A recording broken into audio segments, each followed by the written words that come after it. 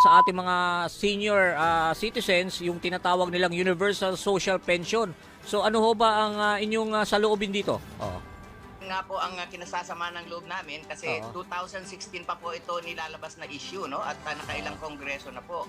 At noong January 2022, nag-present na po kami sa kanila ng mga options kung saan pwede nilang kunin yung pondo para sa Universal Social Pension.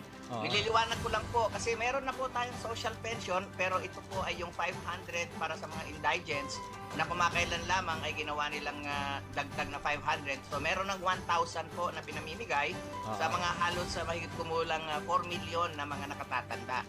Pero ang Pero populasyon teka, po indigents lang yon na benepisyohan. Yung indigents lang na mga senior na 4 Opo, million. opo. Okay. So meron pa hong halos 7 hanggang 8 milyong senior citizens Oo. ang umaasa na magkakaroon din sila ng social pension para maging universal na po yung pension Yun. regardless of economic status. Mangyari po ay Oo.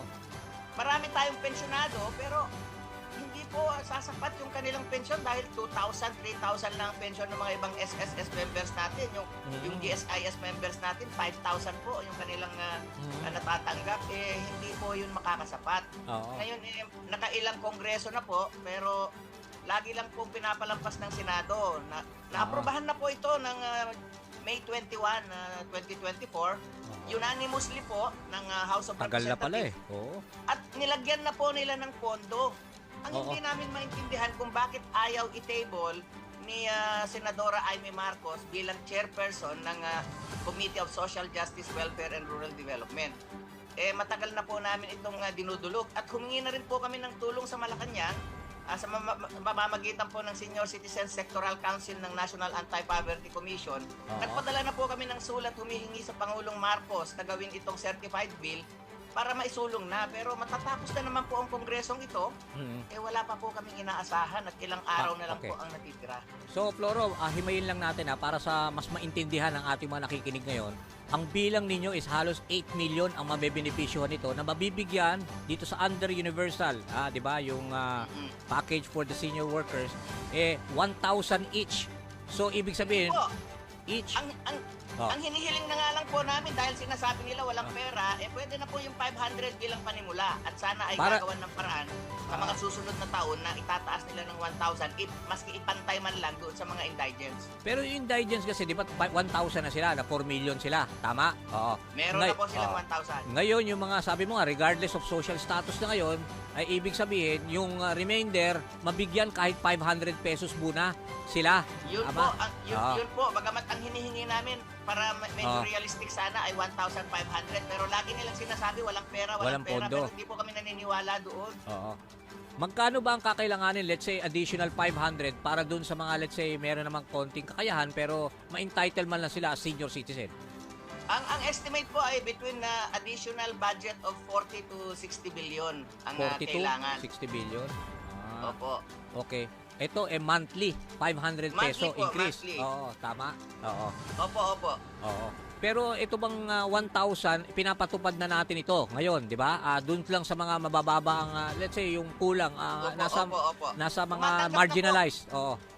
Tumatanggap na po ang halos 4 million na nakatatanda ng 1,000 pesos. Oo. Pero marami pa rin po ang mas higit na nangangailangan na hindi kasama dun sa listahan at meron pong mga 800,000 na waitlisted na hindi pa nila ma-absorb.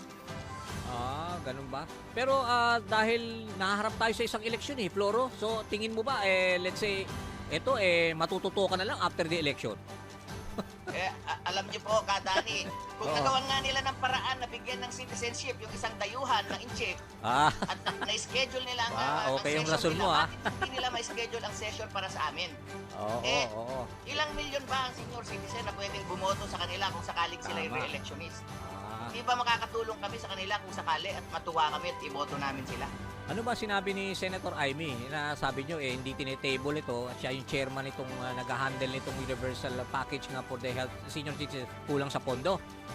Kada po lalapit kami sa kanya, ang sinasabi niya hindi pwede, walang pera. Pero ang nakakatuwa nito, Kadani, ang Kongreso na siya dapat ang namamahala tungkol sa kapirahan ay nagbigay na ng alokasyon at inaprubahan na nga unanimously pati ng Committee on Appropriation. So anong hinahanap ni Senator Amy? Bakit hindi niya ito ma-schedule? Sige, sige ho. Basta tututukan natin yan. Ang feeling po namin Oo. kami ay mga damong naapakan ng mga nag-aaway ng mga elepante dyan sa Tama. Oo. Senado at saka sa Oo, oo. pamahalaan. Wala pong puso ang mga senador natin. Ginawa na po namin ng paraan. Nag-propose na po kami ng ilang items kung saan nila pwedeng kunin yung pera. 42 yun to lamang 60 po billion. kinuha nilang perang 90 billion sa ating PhilHealth. Sana nire-align na lang nila yon at inayos. At pwede rin nilang ayusin ang syntax law para magkaroon ng pera para sa pensyon ng mga senior citizens. Oo.